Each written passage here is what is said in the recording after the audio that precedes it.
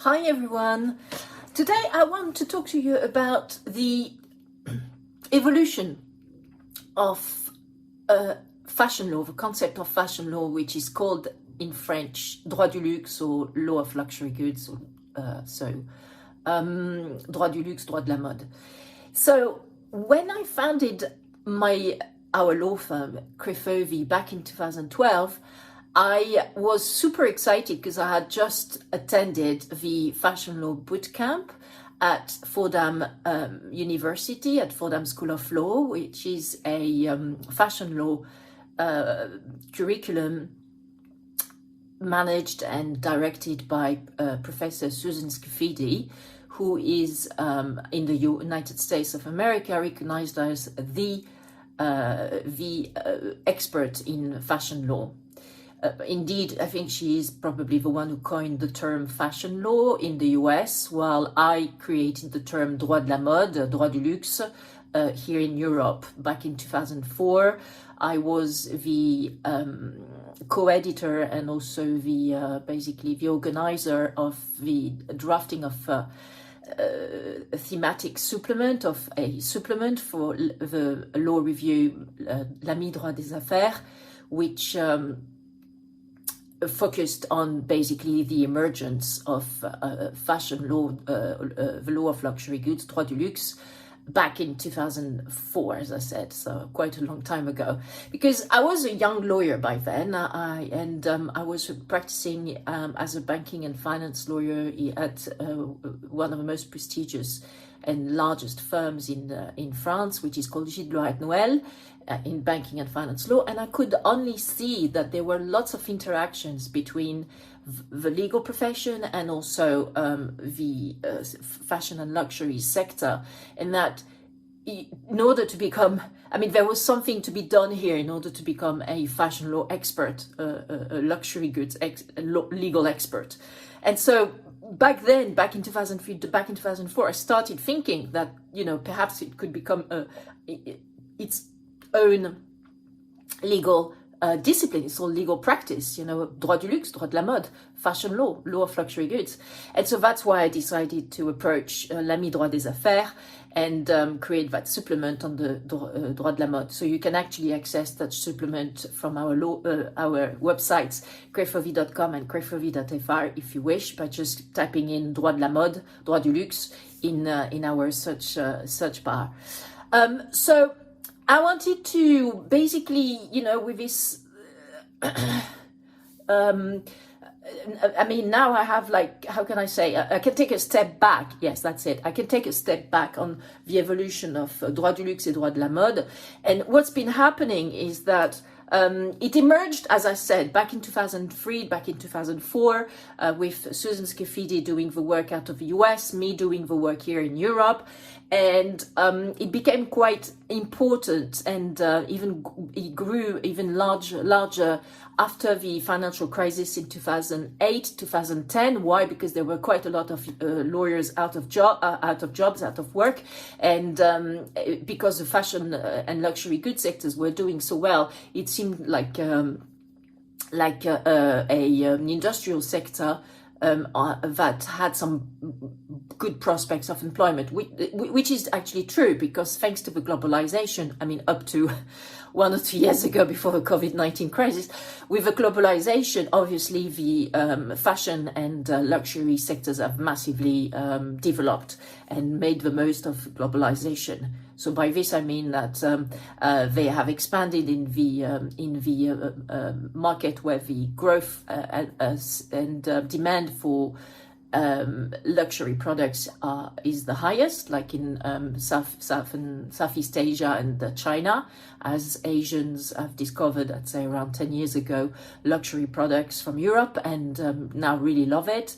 So for them it's a sort of status thing and a class thing to actually own some luxury products. And of course, luxury brands have expanded in the US and then the Americas as well, where also the middle class in South America and also North America also aspires to have more luxury products to show their status as, prospering upper middle class citizens, and of course Europe, which has always been basically the cradle of the luxury products, is still quite a strong market, especially with tourists. Again, pre-COVID-19 crisis, because at the moment the tourist industry is in dire straits. Hopefully soon it will turn around. So having now taken this step back, so how is the fashion law and law of luxury goods going? Well, I would say in retrospect that it has not evolved as a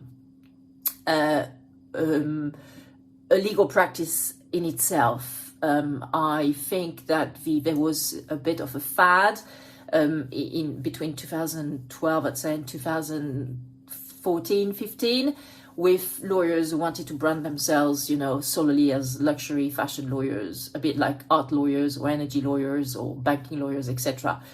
I think that this has not really taken off, to be honest. I can't really explain why. Maybe it's still being seen as quite fluffy to brand yourself as a fashion lawyer.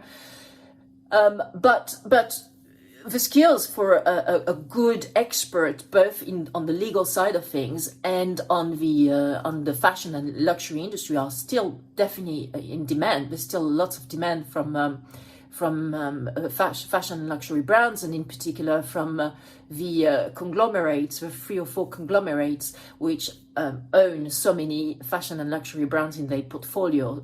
So the likes of LVMH in France, Kering in France, and Richemont in Switzerland. So there's definitely a market there for lawyers who know the luxury and fashion industries inside out. However, I would say that on the legal side, it has not evolved the fashion law and the law of luxury goods as a per se legal practice in most law firms. So our specificity at the law firm Crefovi is that we are focused on advising the creative industry. So we have clients in the art sector, clients in fashion, clients in the high tech, in media and entertainment, in life sciences, etc., etc. And in all these sectors, the most important asset is actually intellectual property. It's actually the know-how, the reputation, the branding. So intellectual property rights. So as a fashion lawyer, or as a creative lawyer, if you want to call it like that, you do need to be strong with basically negotiated contracts. You need to be strong with intellectual property rights and how to enforce them and how to protect them for registration. You also need to be strong in tax matters, because obviously making the most of tax specificities, in particular in art law, is very important. And also, litigation is also important if you want to be able to enforce intellectual property rights or defend some defendants who have been wrongly accused of infringing property rights. Competition and antitrust law is also of the essence. So it's really great, in order to have a well-rounded legal practice focusing on basically business law, which allows you to develop a skill set in different type of legal fields that are relevant to the creative industries. And that is really great because you never get bored. It's very heterogeneous. It's a very diverse type of work as a lawyer, and it's very creative as well. And also you have the pleasure of working with creative people. So that's it. That's all I wanted to say today. Fashion law, no, it's still not very in terms of being recognized as fully fledged legal practice, but that's all right. I can live with that because the skills of a fashion lawyer, which are basically to be a well-rounded lawyer in business law and knowing quite a lot of things in different legal fields, are still very much in demand. And therefore, we're very happy to serve you whenever and wherever you are in the world. Now, if you like our updates, our Crefovi's daily updates, please do subscribe to our channels on the podcast channel that you listen to this this recording on, and also to YouTube. And don't hesitate to follow us on Instagram at Crefovi. And bye for now.